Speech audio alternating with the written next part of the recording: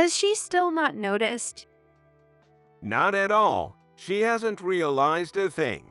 She even went to her shift today.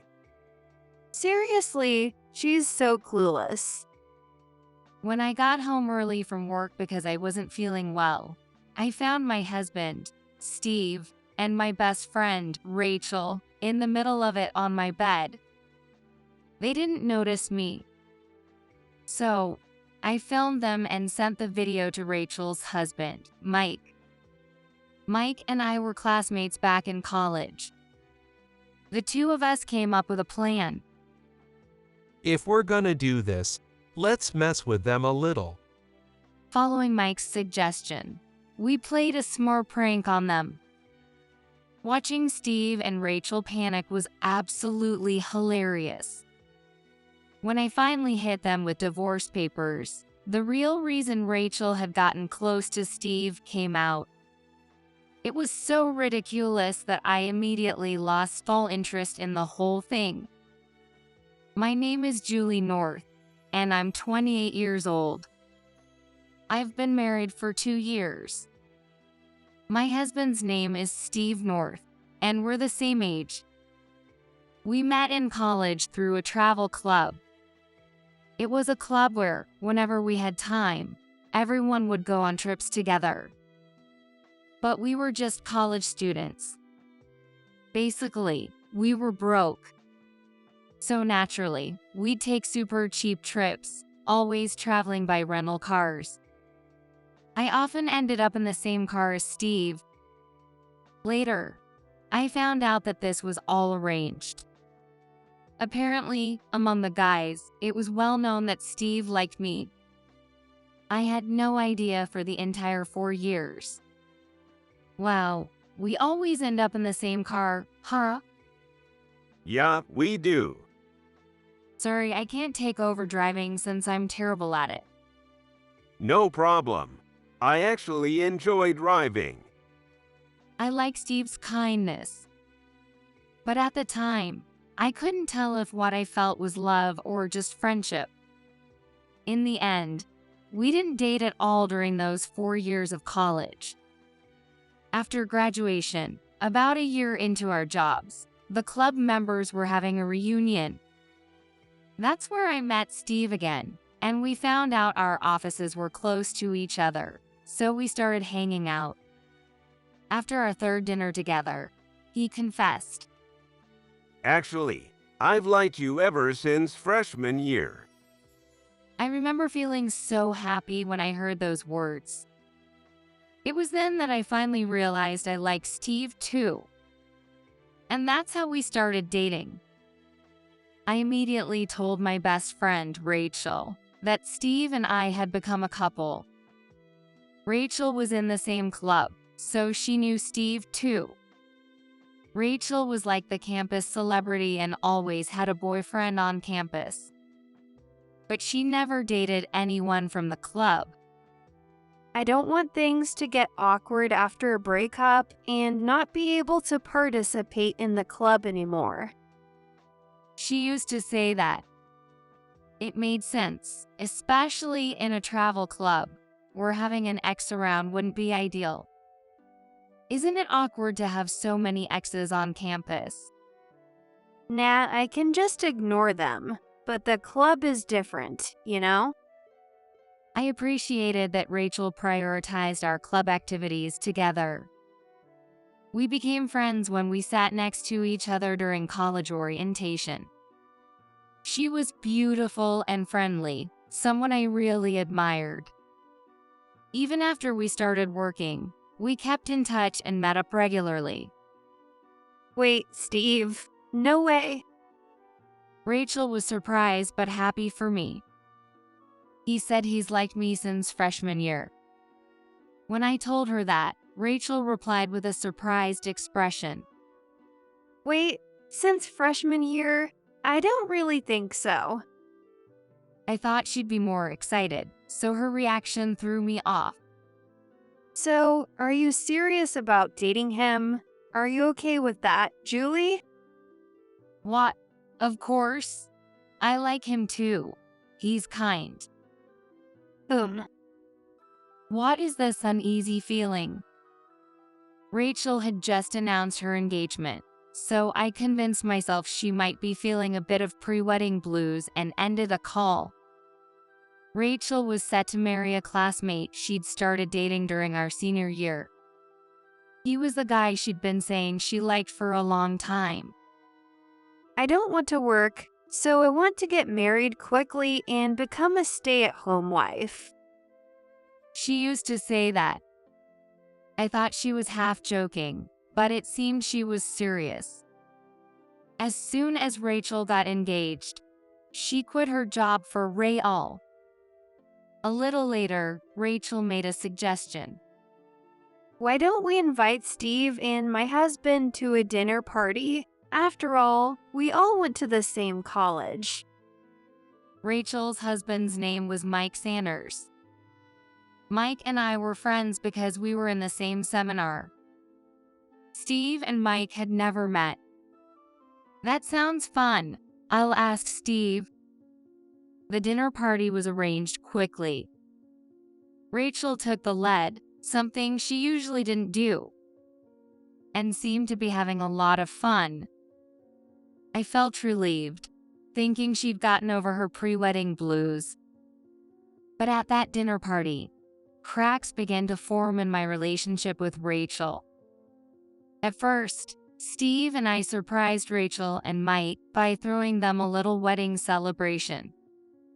I wanted to celebrate them even more, but Rachel quickly moved on from their own event. Thanks, but I really want to know more about you two. I started feeling uneasy, wondering if she wasn't happy about the wedding surprise. She didn't even look at the gift we gave them and just set it down on the floor, asking us all sorts of questions about our dates and what Steve liked about me. She even asked some awkward questions, to the point where Mike had to step in. Rachel, are you drunk? I'm not drunk. Oh, by the way, Steve, do you know Julie's little secret? I started to feel nervous about what Rachel might say. Julie wasn't popular at all in college. She was basically sucking up to one of our professors in his 50s. Wait, what? For real? Totally. Isn't that crazy? That's the only attention she got. I wasn't sucking up to anyone.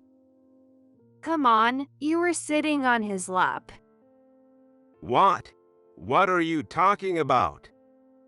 Steve gave me a look of disdain, and my heart sank.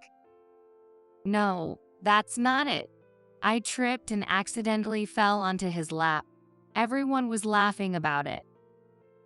Oh yeah, I saw that. You're such a klutz. Thanks to Mike, the conversation turned into something we could laugh about. But Rachel kept bringing up a girl I didn't get along with, exaggerating things. Remember that girl you used to complain about every day? What? Wasn't that you, Rachel? Stop it! Don't pin your gossip on me. The atmosphere kept getting worse. Steve looked at me with a sad expression. It wasn't like that. I couldn't understand why Rachel was saying things that made me look bad. We parted ways with an awkward tension still hanging in the air. On the way home, I desperately tried to explain myself to Steve. You don't have to be so desperate. Everyone talks behind people's backs sometimes. Steve laughed as he said this, but I had mixed feelings. But Rachel was the one who said most of it. Come on, don't bring that up now. It's not fair to say something behind her. I couldn't say anything in response. I could feel myself losing ground. A little while later, Rachel and Mike's wedding took place. Steve and I were both invited to the wedding reception. Rachel looked beautiful at her wedding, but I couldn't bring myself to smile. 6 months after Rachel's wedding, Steve proposed to me. By then, I had completely forgotten what Rachel had said. I was on cloud 9. I sent Rachel a wedding invitation, even though we hadn't been in touch much since her wedding. I was a little nervous, but Rachel was happy for me. Congratulations. I'm really looking forward to your wedding. I thought maybe Rachel had forgotten everything, and I told myself I should forget it too.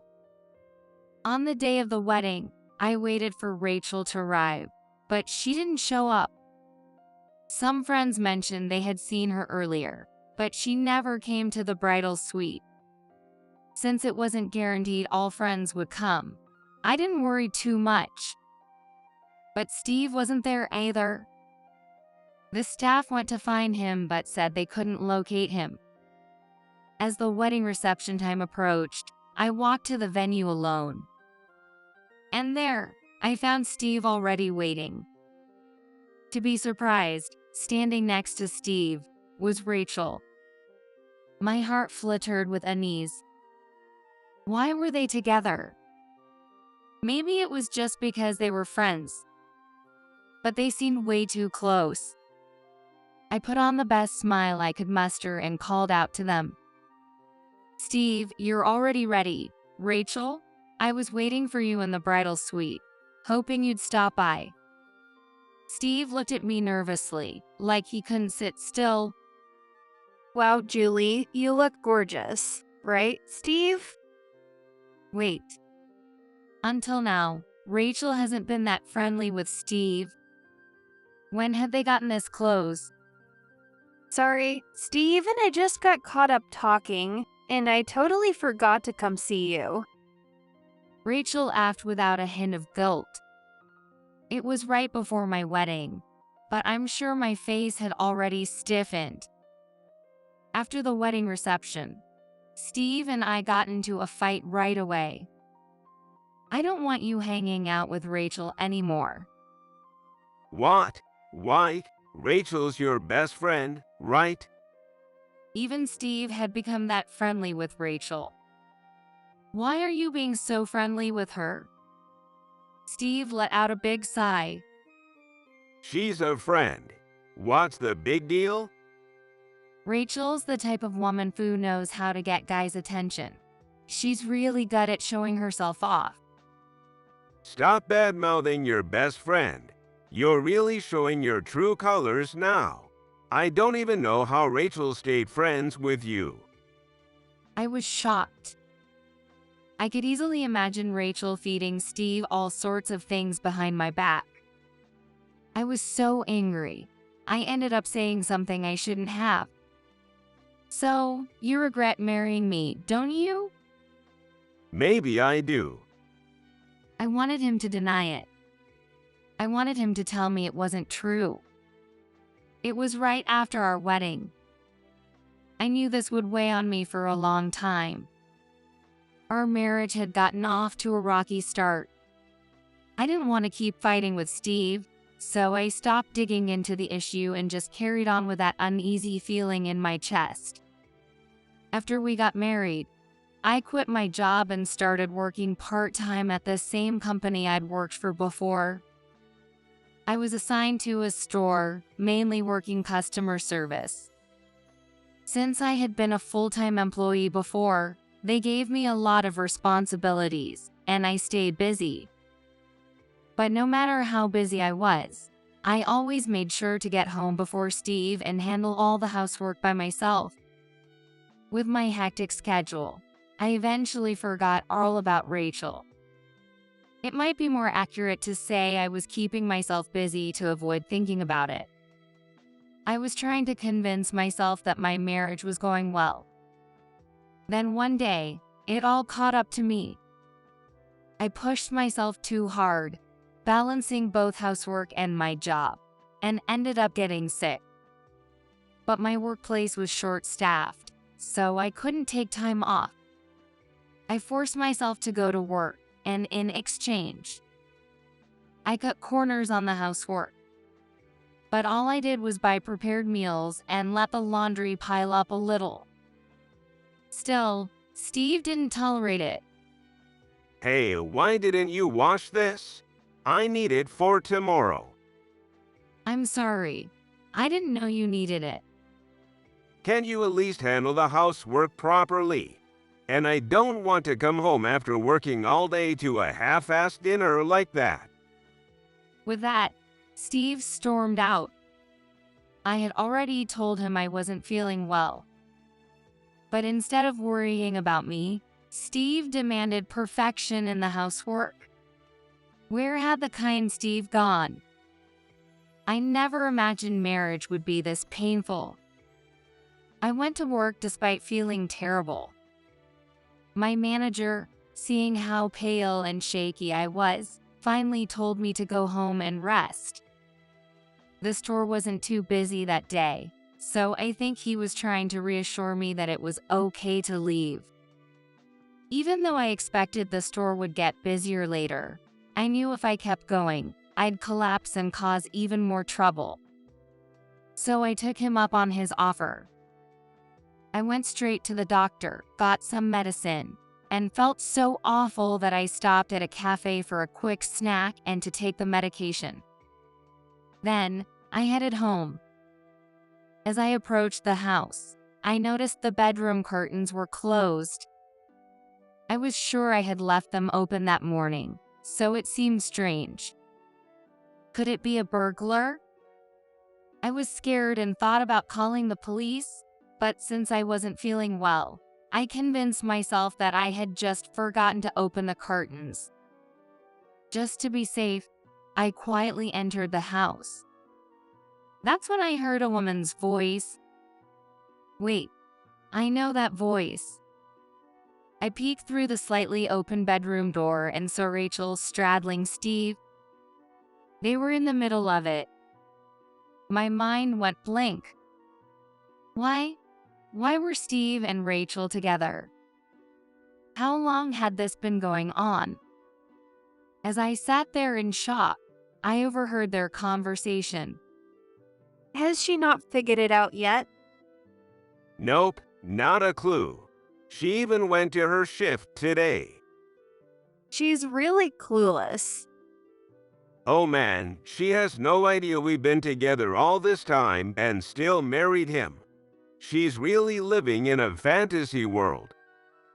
From their conversation, I realized they'd been involved since before the wedding.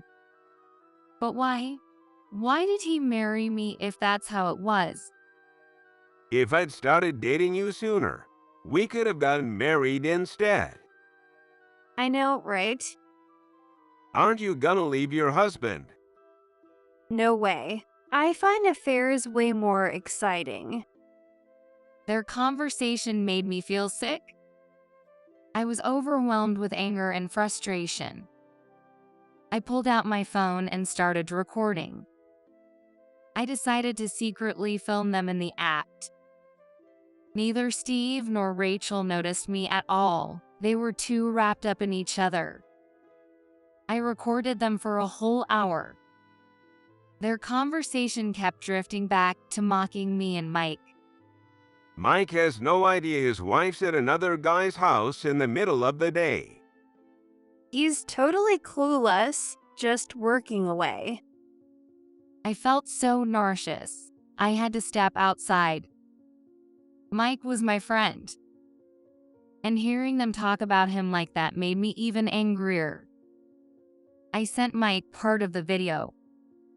Even though I still had a fever and felt shaky, either the medicine started working or the adrenaline from my anger kicked in because my head started to clear. I was thinking about what to do next, debating whether I should burst in on them. Then, my phone rang. It was Mike. So, they've been cheating after all. Wait, you knew? Mike and I agreed to meet up. Is your job okay? Yeah, I'm leaving early. I'm not gonna miss this opportunity. Mike told me to meet him at a certain bar. One where Rachel and Steve often met up. You've really been looking into this, haven't you? Yeah, they always come here. Apparently, Mike had been investigating them for a while. and he had everything. Photos of them enjoying their little affair and all. Before we confront them, let's mess with them a bit. What? How? Just watch. Not long after, they really showed up. I was nervous about being spotted, but the seat Mike had picked gave us a perfect view without them seeing us. This table is perfect for keeping an eye on them. Mike was full of confidence. It almost seemed like he was enjoying himself. I was pretty shaken, so I found Mike's composure really reassuring. Once Mike saw that Steve and Rachel were seated, he called Rachel. Hey, Rachel, where are you right now? Right now? I'm just at the grocery store near the house. Perfect. I'll be home soon, so I'll pick you up. What? No, it's fine. You don't need to come. No, really. I'll join you for shopping for a change. Rachel's voice immediately became panicked. What should I do? Mike's coming home. What? Seriously? I couldn't help but laugh. Mike had a mischievous smile on his face, too. I'd never seen this side of him before. Back in school, Mike was the most popular guy with the girls. When we heard he was dating Rachel, the girls in our class were heartbroken. You should give it a try too, Julie. Following Mike's lead, I called Steve.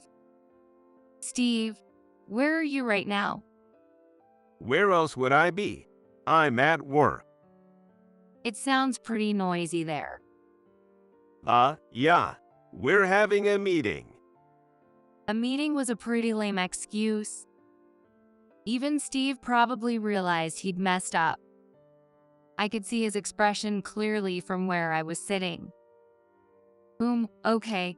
Well, I'm right outside your office. Let's go home together. What? No, I'm working late today, so just head home. Oh, really? But I see one of your coworkers. I'll go say hi. Wait. Hold on. I hung up after that. Watching them from our hidden spot, we saw them scrambling. We enjoyed watching the panic unfold. As they rushed out, we stepped right in front of them, stopping them in their tracks. Both Steve and Rachel froze when they saw us, speechless.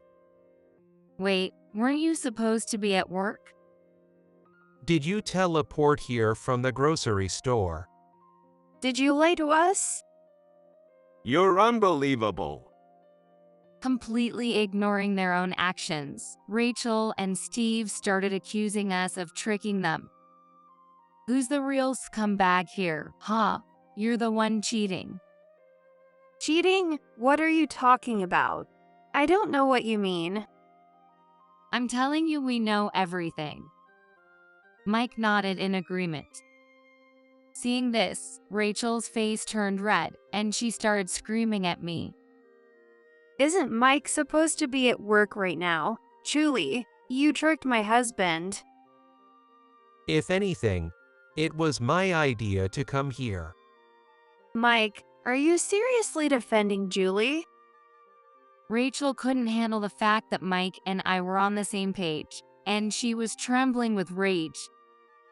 Don't change the subject. You're the one who stole my husband. That's right. We know you've been cheating. That's what we're talking about. No, it's not like that. Steve and I aren't in that kind of relationship. I was just asking him for advice. Rachel hurriedly tried to explain herself. I was taken aback by her cunningness, realizing that she acts differently in front of Mike, trying to hide her friendly attitude towards Steve compared to when she's with me or Steve. Oh, really? You were way too friendly with Steve in front of me earlier. Why the sudden change in tone? I let them know that their affair was already obvious to us. but they kept insisting they were just friends. So, I showed them the video I had recorded. What's this? When did you film this? What? You think it's a security camera? It's shaky, so clearly I filmed it myself. They hadn't realized the video was from today, which made it clear that Rachel had been coming over to my house repeatedly. The thought of them being together in my bed every day made me feel sick. I'm going to divorce Steve. And I'm divorcing Rachel. Whatever you two do after that is up to you. The two of them reacted in opposite ways. Steve was thrilled, but Rachel broke down in tears. Rachel, we did it. Now we can get married. What are you talking about? I don't want to leave Mike. What? Steve looked completely confused by what Rachel was saying.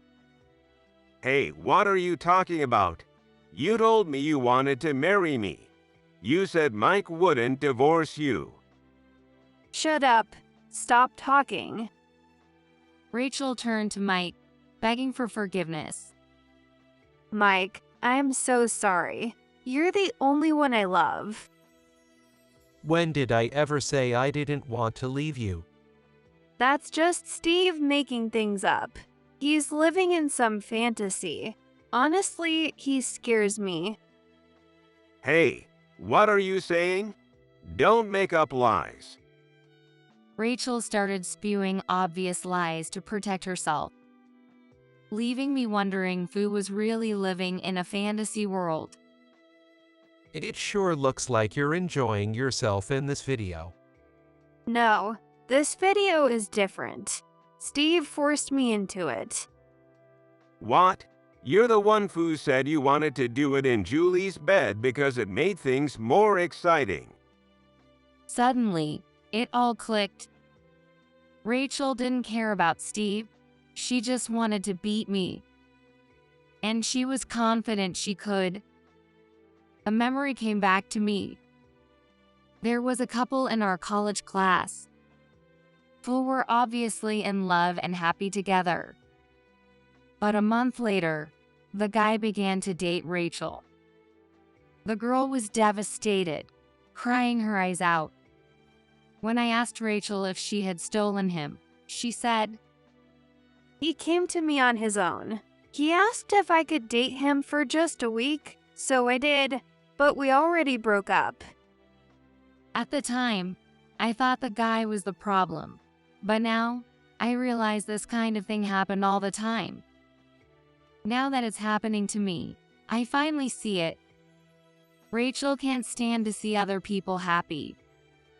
You never really liked Steve, did you, Rachel? Of course not. The only one I've ever loved is Mike. Wait, what? You're the one who came onto me. It was clear now that Rachel had made the first move.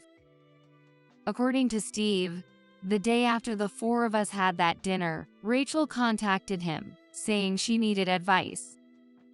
She pretended to be worried about me, but everything she said was full of lies, meant to make me look bad.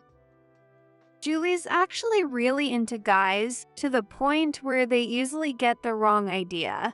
I'm always scared she's going to get in trouble someday. What? I've never noticed that about her. Well, she acts differently around men. She's really good at pretending. I had no idea.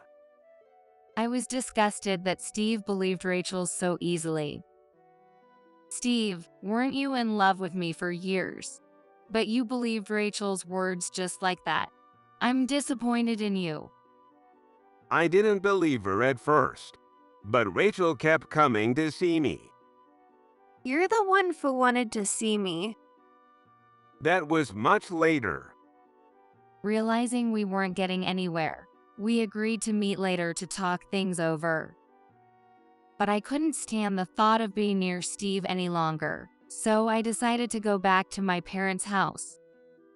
Still, Steve asked to talk things over properly. What? You expect me to sleep in the bed where you slept with her? At that, Steve turned pale. It seemed like he finally understood the gravity of what he had done. I'm sorry. I didn't realize I'd done something so unforgivable. By the way, that video I showed you, I recorded it today. What? Steve broke down crying right there on the sidewalk. Watching him fall apart so pathetically, I realized all my feelings for him had completely disappeared. Anyway, I'm not going back to that house. I'm divorcing you. No. Please, wait. Think about it. You've been betraying me since before we got married. Do you really think we can fix this? Besides, you seemed pretty happy when you thought we were getting divorced earlier. That was because Rachel tricked me. It's different now. I realize how important you are, Julie. I hated how easily Steve could switch gears like that. It was just a game. I wasn't serious. That line pushed me over the edge. A game? Are you kidding me? I've been dragged into your little game for over 2 years. Give me my time back. I might have been shouting too loudly for a public place. People were gathering around, watching. Steve, shamelessly crying, begged for forgiveness, but I ignored him. I left, walking away from the crowd. A few days later, both Mike and I hired lawyers to begin divorce proceedings. Neither of us had any intention of reconciling. We had plenty of evidence to file for damages, and we planned to pursue it. Rachel's eyes were red and swollen, clearly from crying. I knew she really did love Mike. She had been so excited when they started dating, always telling me how happy she was. That's probably why she was so desperate not to get divorced. And I'm sure her pride couldn't handle the idea of being a divorcee. I still love Mike more than anyone. That's why I don't want to end it. If she felt that strongly, she shouldn't have cheated. It was just pathetic. The fact that she couldn't stand other people being happy, to the point of going after her best friend's husband, was insane. She was about to lose her beloved husband because of a shallow desire to prove herself. There was no sympathy from me. You just wanted to beat Julie, didn't you? Hate to break it to you, but you've been losing to her from the start. Rachel bit her lip, her face twisted in frustration. Back in college, Julie was the one the guys were into, not you. I was shocked to hear that. I had never known. You thought standing next to Julie would make you more popular, didn't you? What a delusional idiot. I'd gone to an all-girls school up until college, so I never thought of myself as someone who was popular with guys. Now that I think about it, it was Rachel who had always made me believe I wasn't attractive. All the talk about her being the beautiful, popular one came from her, too. Looking at her closely now, she wasn't even that beautiful. It was like I'd been seeing her through some kind of filter. Rachel caught me staring. Don't look at me like I'm some pathetic loser.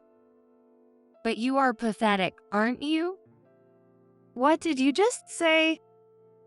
Rachel lunged at me, but Mike immediately stepped between us. Steve also moved in a bit too late, trying to protect me. What is this? You're both falling for her lies. You're the one who's been lying to everyone. I'm the princess here. Rachel screamed, leaving us all dumbfounded. That must have been her true feelings. Rachel acted like she was the center of everything, like the world revolved around her. It's ridiculous that Julie's the one being protected by these guys. She kept crying and screaming. Seeing the situation, the lawyer suggested Rachel seek psychiatric help. I'm not crazy. It's not like that. It's just important to take some time to reflect on what you've been doing. Of course, Rachel wasn't going to listen to me, so we left the matter of her getting treatment to her parents. From that point on, all further discussions would go through the lawyers, and the four of us ended up getting divorced. After the divorce, life was peaceful for a while. I took some time to enjoy being single. I still met up with Mike occasionally. That was a rough time, huh? Yeah, but I finally feel free. We could laugh about it now. One day, after seeing Mike, I was walking home alone when a much thinner Steve appeared in front of me. "What are you doing here?"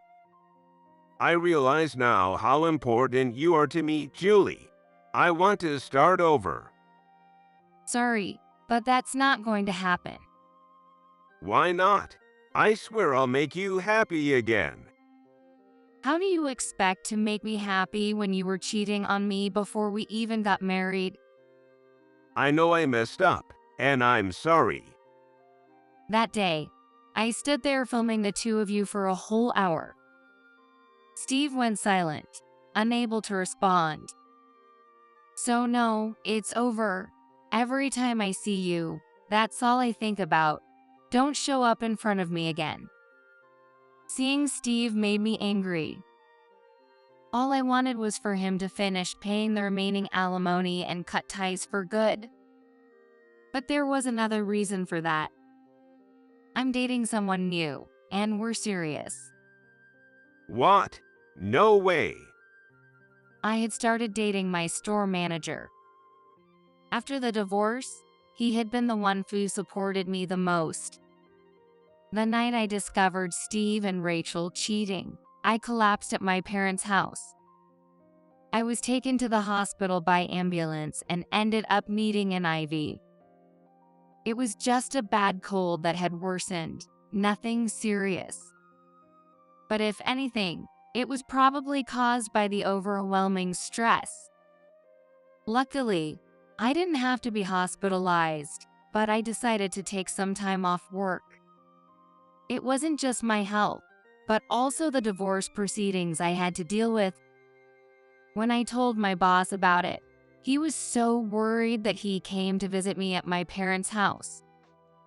Despite all the trouble I'd caused at work, my manager never complained and was incredibly supportive.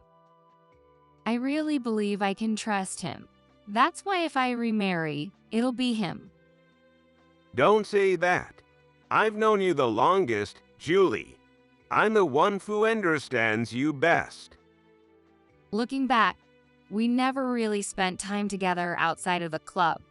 That's why I married you without really knowing you at all. Steve, I didn't even notice you were cheating behind my back.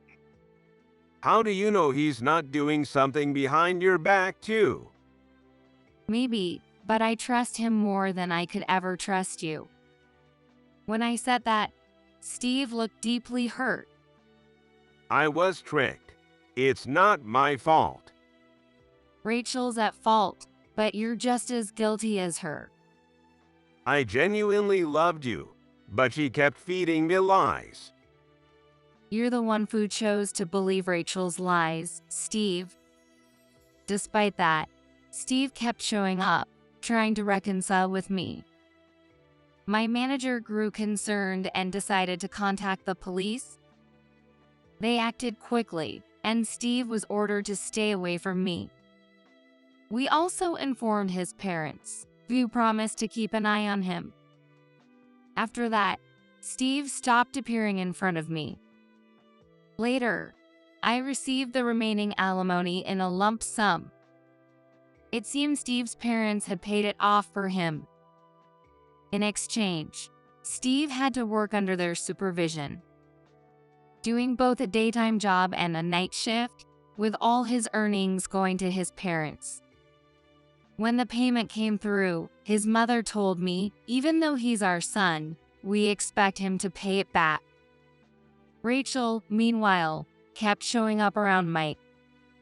Mike wasn't dating anyone officially yet, but he had started going on dates with someone. Rachel once showed up while he was out having dinner with this new woman. With her face a mess of tears and snot, Rachel threw water on Mike's date. You home wrecker. Hey, what do you think you're doing? Understandably, Mike was furious, but Rachel's anger only grew, and she tried to grab the other woman. The restaurant was thrown into chaos.